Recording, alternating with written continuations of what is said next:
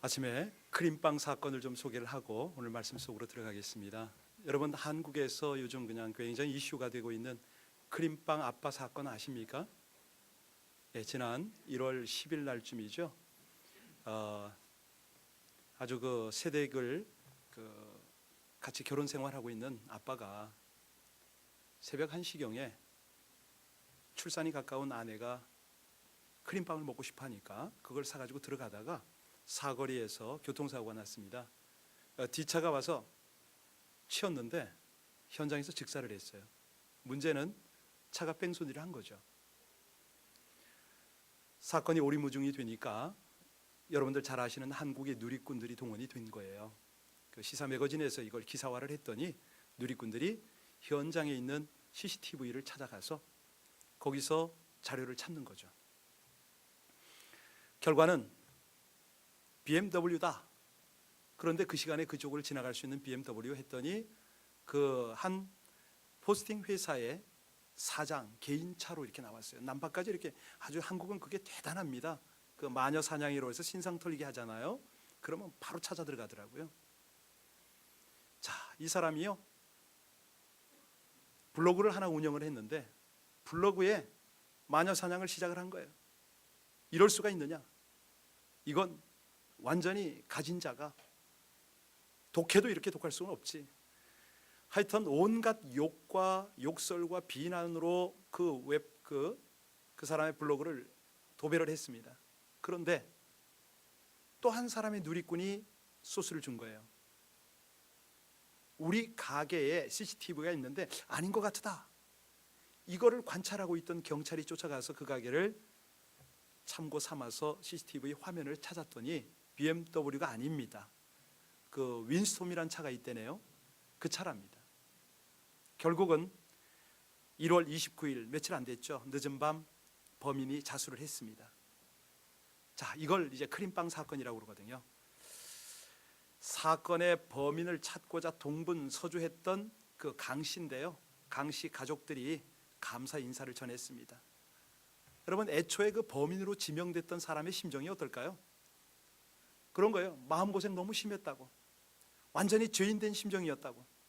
심지어 꿈에서조차 막 나를 괴롭히는데 한밤중에 자다 말고 휴대폰 전화를 받으면은 발신자의 번호도 없이 그저 있는 대로 욕설을 했답니다. 그의 결론이 진짜 범인 잡힌 걸로도 전 만족하지요 하고 끊은 거예요. 근데 이 사람이 그 누리꾼들의 그 웹사이트에다가 그 페이지에다가 글을 그렇게 남겼다고 그래요. 예, 자, 내가 스트레스 받은 것, 그것은 힘들었던 건 사실이지만 내가 당신들의 욕설에 대응하지 않고 고소하지 않겠습니다 라고 딱 했거든요. 그랬더니 많은 누리꾼들이 이런 대인배를 우리가 성인화해야 된다 해가지고 또 칭찬을 또 막 남긴 거예요. 여러분, 이게 세상입니다. 참, 저는 그냥 크림빵 사건 그래서 별거 아닌 걸로 이렇게 알고서 한번 접해봤는데 참 세상살이가 이렇다. 자, 여러분, 오늘 저와 여러분은 우리 신앙생활 중에 수많은 설교를 들었던 바로 간음한 여인, 그 내용을 접하고 있습니다. 오늘의 이 본문 배경은요, 예루살렘 성전 마당에서 일어난 아주 특별한 사건이죠. 어느 날 간음한 여인을 사람들이 붙잡아다가 예수 앞에 놓은 거예요. 그리고 모세의 율법에 보면, 여러분들 4절 5절 보시기 바랍니다. 거기 보면 이런 여자는 돌로 쳐서 죽이라고 그랬는데 선생이여 당신 생각 어떻습니까? 라고 물은 거 아닙니까? 자, 여러분, 잘못됐습니까? 의도를 알아야죠. 도대체 왜 이 사람들이 이런 일을 꾸몄을까? 어떻게 하든 예수님을 십자가에 못 박아 죽이기 위해서 지금 올무를 놓으려고 이 상황을 펼쳤습니다. 여기서 예 혹은 아니요라고 대답을 해야 되지 않습니까? 그런데 어느 쪽도 선택하기 어려운 그런 질문이었습니다. 왜냐하면 돌로 쳐 죽여라 그러면 어디 법을 어깁니까? 로마 법을 어기죠. 자, 반대로 쳐 죽이지 말라 했을 때는요, 예, 모세의 율법을 어기게 됩니다. 이래도 걸리고 저래도 걸리는 올무입니다. 왜냐하면 당시 이스라엘은 어디의 식민지요? 예, 로마의 식민지죠. 로마 사람 외에는 사람을 정죄하거나 사형 집행을 할 수가 없습니다. 그래서 만약 예수님이 이 사람을 죽이라고 했다면 로마법을 어기기 때문에 정부에서 잡아가겠죠. 반대로 죽이지 말라고 그러면요, 더 이상 예수님의 어떤 권위, 영적 리더십은 세워지질 않습니다. 그런데 예수님이요, 이 질문 앞에 누구도 생각지 못했던 지혜로운 답을 말했습니다. 그것이 오늘 설교 제목, 뭐라고요? 죄 없는 자가 먼저 돌로 치라. 그리고 그 말씀을 하시면서 땅에 무언가를 썼습니다. 그때 양심의 가책을 받은 사람, 그것도 어른부터, 세상 오래 살은 사람부터 한 사람 한 사람 돌을 땅에 내렸고 돌아갔다. 이게 이제 당시 상황의 배경 아닙니까? 자, 오늘 3절 같이 한번 읽고요, 이들이 어떤 사람들이 이런 것들을 이루는가. 3절 다 같이 읽습니다. 시작. 서기관들과 바리새인들이 음행 중에 잡힌 여자를 끌고 와서 가운데. 자, 여기 보면요, 예수님이 하나님을 모독한다, 잘못을 저지르고 있다고 판단한 이 세력들입니다. 우리가 잘 아는 대로 그들이 트집 잡은 것은 안식일에 왜 병 고치느냐.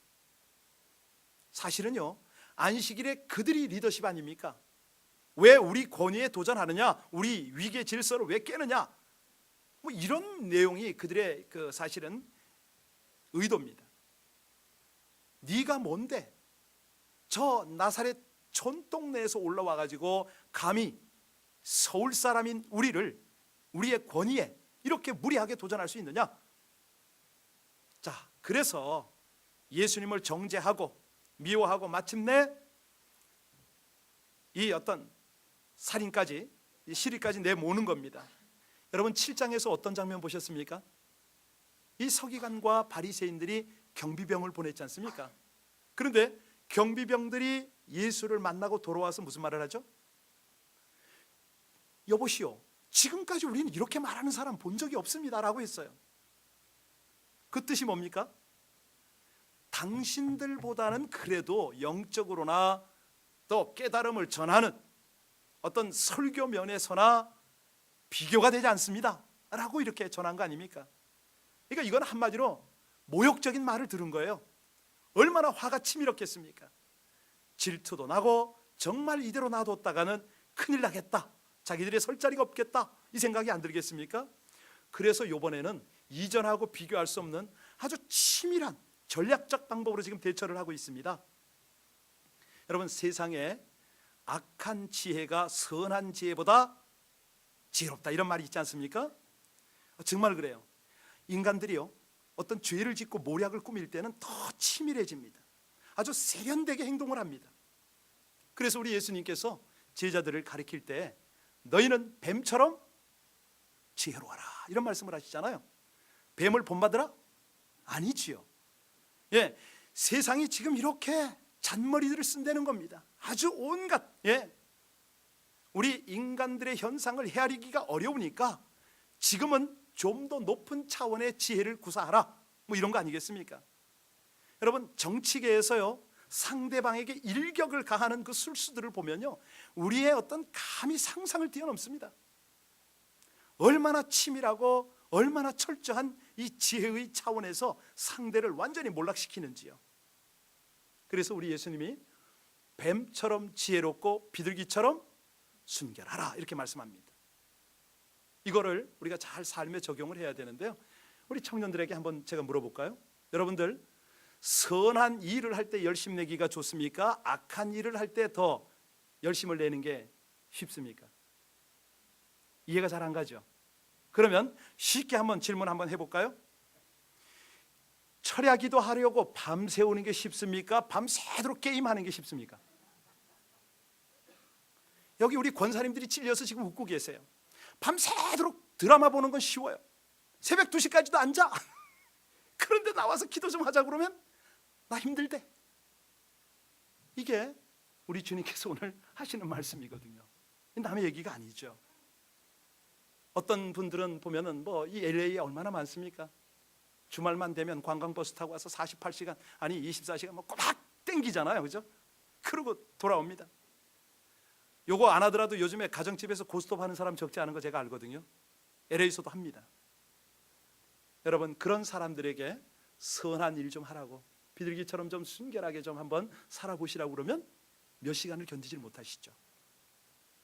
사실은 이것이 뭐 세상 사람뿐만 아닙니다. 성도도 그런 사람이 있고요. 뭐 목사인 저도 뭐 여기 범주에서 벗어나질 못합니다.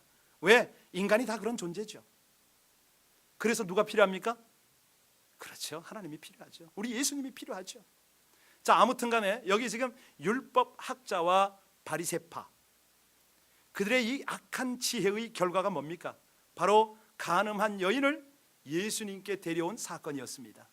마치 그냥 승냥이가 먹잇감을 보고 그냥 달려들듯이 이 여인을 미끼로 해서 예수님을 올무에 빠뜨려 죽이려는 아주 무자비한 그런 모습입니다. 사실 이거는요, 어떤 정신적 계략이 문제가 아니고 영적인 파괴가 지금 문제입니다.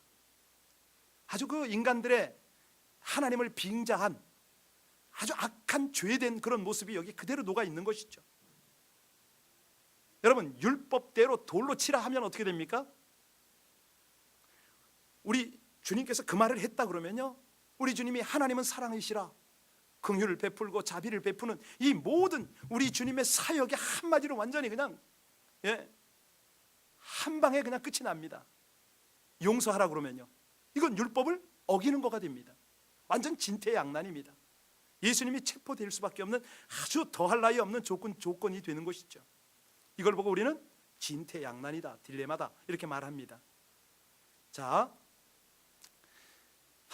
우리 한번 냉정하게 생각해 보실까요? 간음한 여인을 잡았으면 자기들이 처리하면 될 거 아닙니까? 왜 예수님한테 끌고 오냐 이거죠. 그런데 우리 주님께서 오늘 본문에서 우리에게 주시는 메시지는 뭐냐? 예수님의 행동을 잘 보려는 겁니다. 이 사람들의 반응을 한번 살펴보려는 거죠. 여기에서 그들에게는 간음한 여인의 문제가 아니었던 것입니다. 실제는 어떤 문제입니까? 예수님에 관한 문제 아닙니까? 간음한 여인을, 그 사건을 이용해서 예수님을 올가미에 매려는 바로 그런 문제입니다. 자, 여기에 대한 대답을 우리 예수님이 너무 명쾌하게 하신 거예요. 너희 가운데 죄 없는 자가 먼저 돌로 치라. 절묘한 말씀이죠. 솔직히 죄 없는 사람 어디 있습니까? 아무리 그들이 파렴치하다 하더라도 자신이 죄 없다라고 할 사람은 아무도 없었습니다.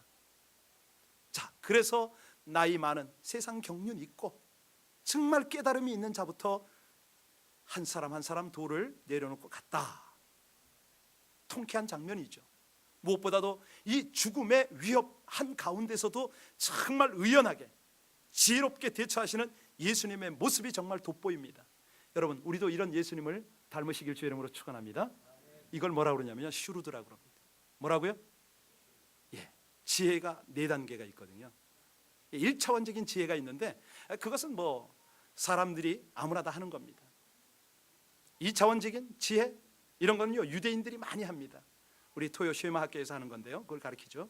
근데 이제 우리 주님은 그 단계에 머무르지 말고 슈루드 차원의 지혜를 써라. 이게 뭐냐면 이 악한 지혜가 번뜩번뜩해요. 함정을 파놨다는 거죠. 중요한 것은 상대가 파놓은 함정을 볼 줄 아는 겁니다. 비즈니스 하시는 분들, 우리 젊은 청년들은요 이거 꼭 아셔야 됩니다. 상대가 파놓은 함정을 미리 발견할 뿐만 아니라 그 함정에 빠져선 절대 안 됩니다. 그럼 어떻게 하라고요? 그 원수를 함정 쪽으로 쫙 유도해서 깨닫도록 하지만 결국은 하나님 페이스로 만들어라. 이게 슈루드입니다. 물론 4차원 지혜가 또 있죠. 나중에 다루도록 하고요. 오늘은 그게 본론이 아니라 중요한 건 이 예수님의 지혜. 그래서 뱀처럼 지혜롭고 비둘기처럼 순결하라. 이게 비결입니다. 자, 또 하나, 예수님의 행동은 그런데 사람들의 반응이 어떻습니까? 오늘날도요, 저부터도 그렇습니다. 이 가면을 쓰고 삽니다. 그러면서 이웃을 향해서 정죄하고 비난하는 사람들이 얼마나 많은지 모릅니다. 그런데 이 비난이나 정죄가 사람을 변화시킬 수 있습니까? 어떠세요? 변화가 안 됩니다. 얼마 전에요, 26살 먹은 새댁이 간음을 했어요. 그런데 이 사건이 회사에서 근무하던 남편에게 알려진 거예요. 이 사람이 절제가 안 되잖아요. 젊은 부부니까. 집으로 전화했습니다. 너 그럴 수 있어? 네가 나를 속여? 아주 화가 나서 정죄하고 비난하고 난리를 친 거예요. 그리고 씩씩대고 퇴근해서 저녁에 집에 와보니까 아내가 보이질 않습니다. 여기저기를 찾았는데 결국은 목욕탕 문을 열어보니까 아내가 목욕탕에서 목을 매서 자살을 했습니다. 여러분, 그런 거예요. 비난이라는 것은요, 사람의 생명은 앗아가지만 그게 변화가 안 돼요. 아니, 영혼까지 죽입니다. 여기 하나님께서 우리에게 이 본문을 보면서 놓치지 말기를 원하시는 것이 또 있습니다. 뭐냐면, 여인이 간음을 했으면 상대가 있지 않습니까? 상대가 남자입니까, 여자입니까? 그 남자 어디로 갔어요 지금? 율법은 분명히 말하기를 간음한 여자와 남자 모두를 처벌하라 이렇게 말했거든요. 근데 한번 생각해 보세요. 이 여자가요, 힘이 약하잖아요. 들에서 간음을 당할 수가 있어요. 욕을 당할 수가 있어요. 그때는 여자는 성경이 뭐라고 그러죠? 무죄라고 합니다. 뭐 여러 가지 케이스가 있겠죠. 근데 여기서 종합적으로 하면 남자는 어떤 경우라도 빠져나갈 구멍이 없어요. 그런데 이 상황이 뭡니까 지금? 남자는 어디 갔냐 이거죠. 왜 여자만 잡혀왔습니까? 우리 주님은 이 상황에서 바로 이러한 불공평한 형편도 헤아리셨을 겁니다. 자, 그래서 우리 주님께서 8절에 보면 기가 막힌 처방을 하고 계시죠. 우리 8절 같이 읽겠습니다. 8절 9절입니다. 시작. 다시 몸을 굽혀 손가락으로 땅에 쓰시니 그들이 이 말씀을 듣고 양심의 가책을 느껴 어른으로 시작하여 젊은이까지 하나씩 하나씩 나가고 오직 예수와 그 가운데 섰는 여기 어떤 글을 썼습니까? 어떤 글을 쓰셨겠습니까? 여러분의 성경책에 주석책에 많은 학자들의 견해가 있습니다. 근데 우리도 이제 여기서 주님의 마음을 조금 한번 접근해 봐야 되는데 어떤 글을 쓰셨겠습니까? 저는 추측하기를 보나마나 사람들의 죄목을 하나씩 적지 않았겠는가. 우리들이 육신적으로 간음 안 할 수 있어요. 그러나 얼마든지 영적으로 간음하지 않습니까? 얼마든지 우리가 생각으로 간음할 수가 있지 않습니까? 얼마든지 우리가 탐욕을 부릴 수가 있지 않습니까? 아마도 이런 죄의 목들을 하나하나 적지 않았겠는가. 그리고 나서 너희 중에 죄 없는 자가 돌로 치라 말씀하셨습니다. 여러분, 사실 우리 중에 죄 없는 자가 어디 있겠습니까? 우리 주님이 오죽하면 형제에게 노하는 자마다 심판을 받는다고 말씀, 화내지 말라는 거죠. 형제 라가라고 하는 자마다 공회에 잡히게 되며 형제에게 미련한 놈이라고 하는 자는 지옥불에 들어가리라. 여러분, 미련하다 소리 한 번도 안 한 사람 나와보세요. 다 했거든요. 우리 중에 한 번도 분노를 안 해본 사람 있습니까? 화냈지요. 욕 안 해본 사람이요? 있지요. 있습니까? 자, 그럼에도 불구하고 우리가요, 참 나는 나대로 죄를 지었는데 내 눈에 들보는 보지 못하고 남의 눈에 티를 보고 있습니다. 왜 그러냐면 우리 속에요, 비난하는 이 죄의 습성이 내재되어 있어서 그렇습니다. 이거 아무도 부인할 수 없거든요. 그러니까 내 안에 돌을 들고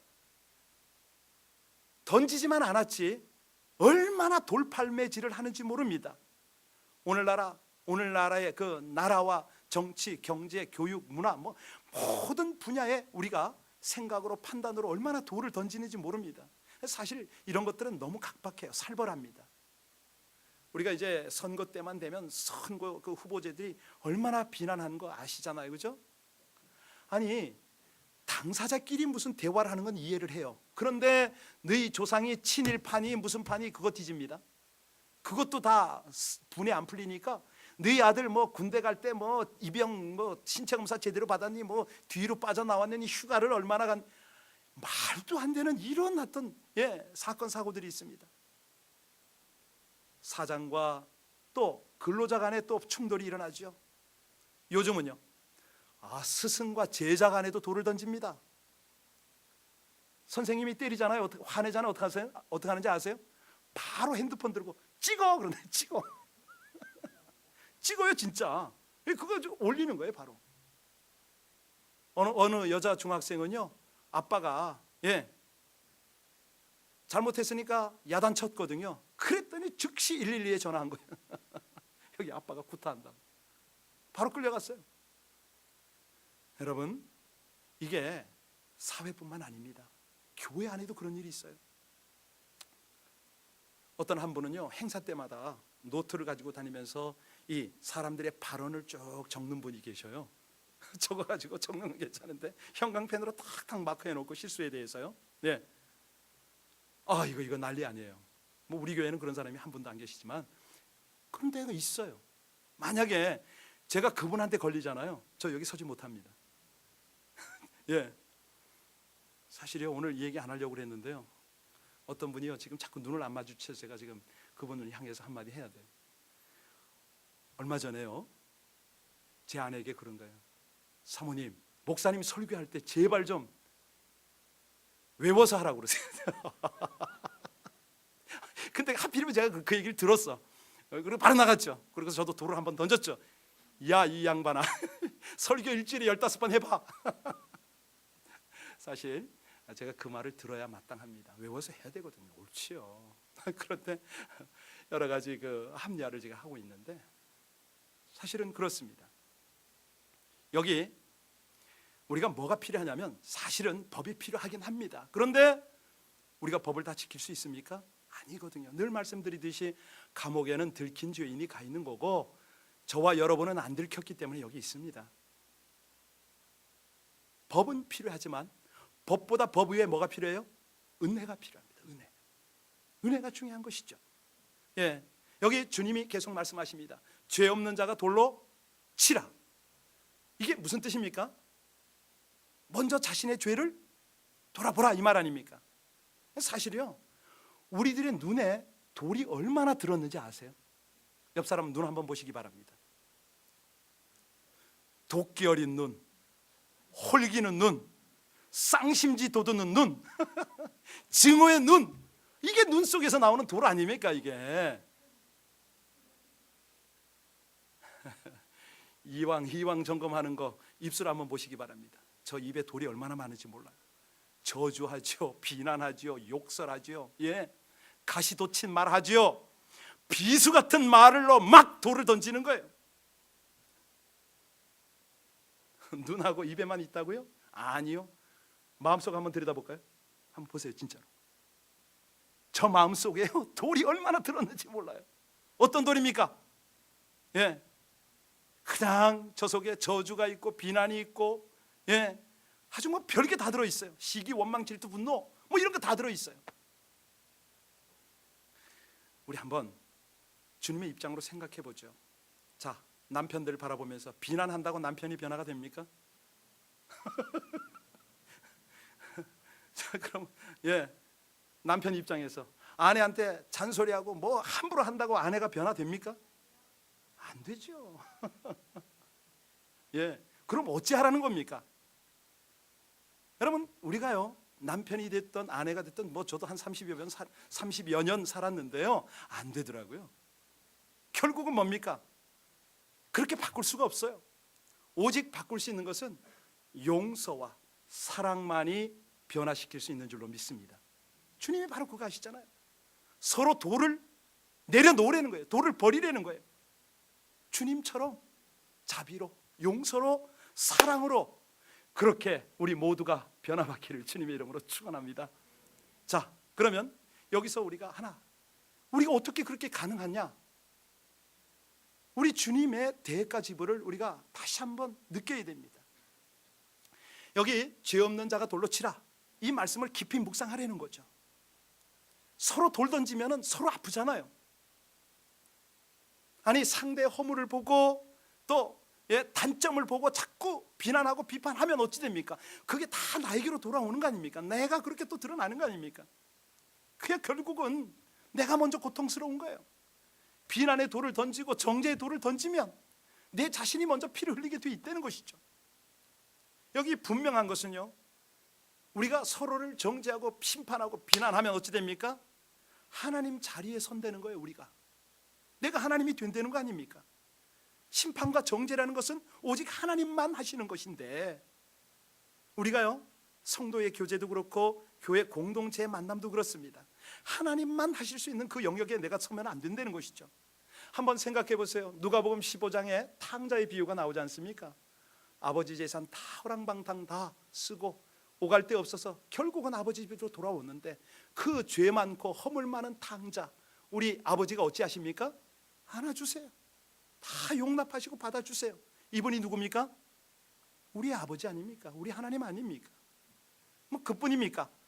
이제 요한복음 21장에 가서 우리가 보시게 될 텐데, 거기 가면 베드로가 나오죠. 디베랴 바다에서 고기 잡는 베드로에게 우리 주님 찾아가셨습니다. 아니, 배은 망독도 유분수지, 그 온갖 사랑과 정성으로 키웠던 자기 제자가 예언까지 해줬는데 자기를 떠났습니다. 그런데 한마디도 서운하다는 말씀을 하지 않으세요. 야, 너 때문에 상처받았어, 뭐 이 말을 안 하세요. 야, 너 이럴 수 있어? 왜 이렇게 배신자를 때리냐, 말 안 하세요. 대신 그를 품어주고 안아주시고 숯불 펴서 물고기 바베큐 해주셨어요. 그렇잖아요. 이겁니다, 이거. 그랬더니 베드로가 그 자리에서 꿇어지는 거예요. 엎드려지는 거예요. 만약에 우리 주님께서 베드로를 정죄하고 비난하셨다면 베드로가 안 따르죠. 네, 도망가 버리죠. 아니, 우리 예수님이 우리를 비난한다면 주님 앞에 한 사람도 설 사람이 없습니다. 우리를 너무 사랑하시고 우리를 죄에서 구원하시기 위해서 갈보리 십자가에 양손 양발 다 못 박히시고 몸과 생명 제물로 드려서 저와 여러분을 구원하셨습니다. 그것도 부족해서 어찌합니까? 아버지, 저들이 하는 일을 저들이 알지 못합니다라고 중보까지 해주세요. 그리고 목숨 다하실 때 다 이루었다 하시고 하나님께 가시지 않습니까? 여러분, 이거를 실감나게 깨달으시길 주의 이름으로 축원합니다. 바울 사도가 이게 딱 마음에 와 닿으니까 뭐라고 그럽니까? 그러므로 이제 예수 그리스도 안에 있는 자에게는 결코 뭐가 없어요? 정죄함이 없나니 라고 말합니다. 여기 결코라는 말은요, 영원히 이 말입니다. 영원히 정죄함이 없다는 거죠. 다시 말합니다. 용서받지 못할 죄는 없다.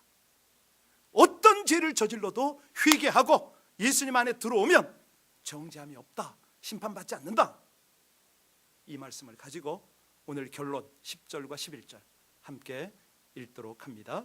우리 10절과 11절 다 같이 봉독합니다. 시작. 예수께서 일어나사 여자 외에 아무도 없는 것을 보시고 이르시되, 여자여, 너를 고발하던 그들이 어디 있느냐? 너를 정죄한 자가? 예수께서 이르시되, 나도 너를 정죄하지 아니하노니 가서 다시는 죄를 범하지 말라 하시니라. 이제 다 떠나가고 예수님과 여인만 남았습니다. 그리고 여인에게 어떤 당부를 하셨습니까? 거룩한 삶을 살라 당부를 하십니다. 여러분, 여기서 우리는 이 말씀을 가볍게 들어서는 절대 안 됩니다. 왜냐하면 이 용서의 의미가 대단한 거잖아요. 우리 예수님이 여인을 용서하는 이 용서는요, 일반적 용서가 아닙니다.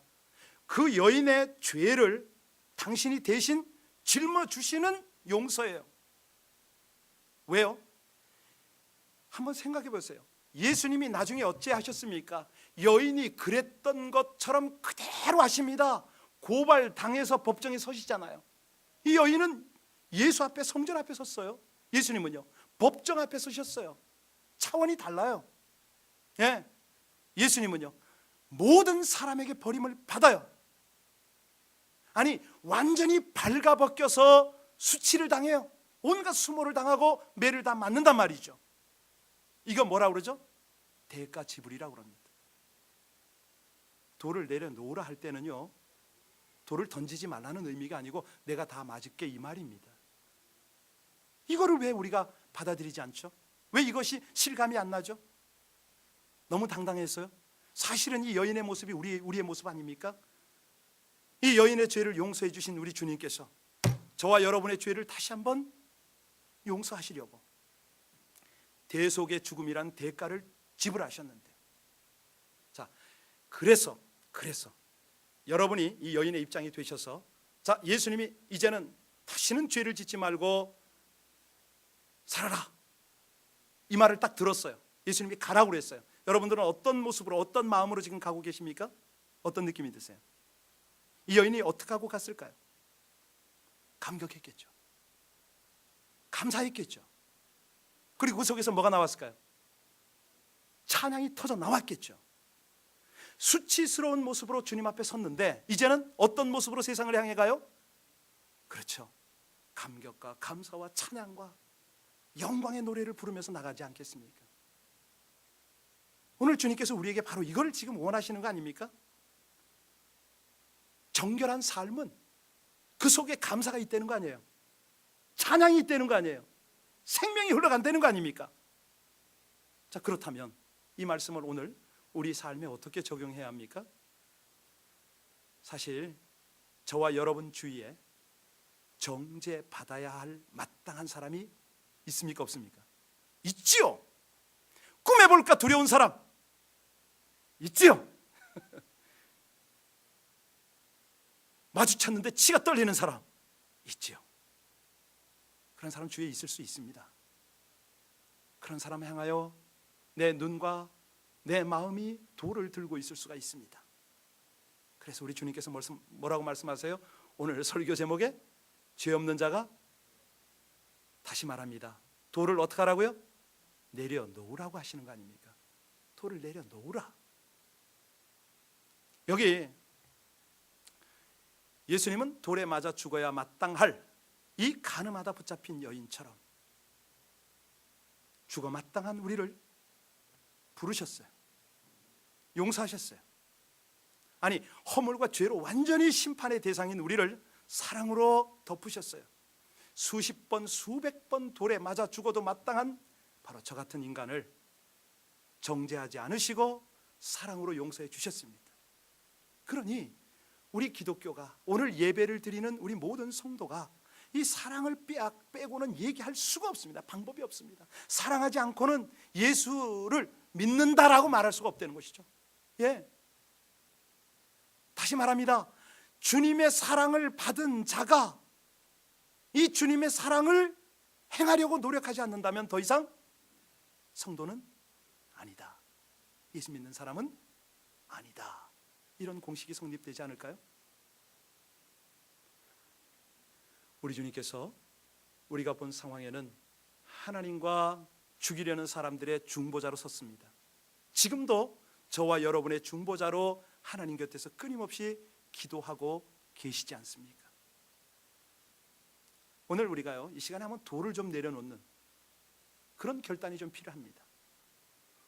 현장에서 간음하다 붙잡힌 그 여인을 용서하신 우리 주님처럼, 주님 사랑이면 저도 용서할 수 있겠습니다. 돌을 들어서 던져봐야 변화가 되지 않는 것 깨닫습니다.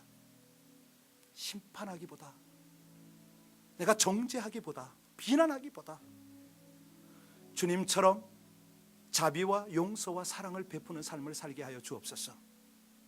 제 눈과 제 입과 제 마음에 있는 돌들을 이제는 내려놓기를 원합니다. 우리 함께 하나님 앞에 기도해야 됩니다. 오늘 핵심이 뭡니까? 속으로 좀 따라 하십시오. 죄는 미워하되 사람은 사랑하라. 아니, 죄는 짓지 말고 하나님의 사랑으로 살라, 이 말씀 아닙니까? 죄는 미워하고 싸워야 됩니다. 정결한 삶을 살 수 있을 때까지. 그리고 이 험난하고 죄 많은 세상에는 주님처럼 슈루드의 지혜를 구하셔야 됩니다. 우리 함께 간절히 기도할 때 주님 발 앞에 엎드립니다. 주님의 옷자락을 붙잡겠습니다. 우리 함께 같이 오늘 말씀 생각하며 하나님 앞에 간절히 기도하시겠습니다.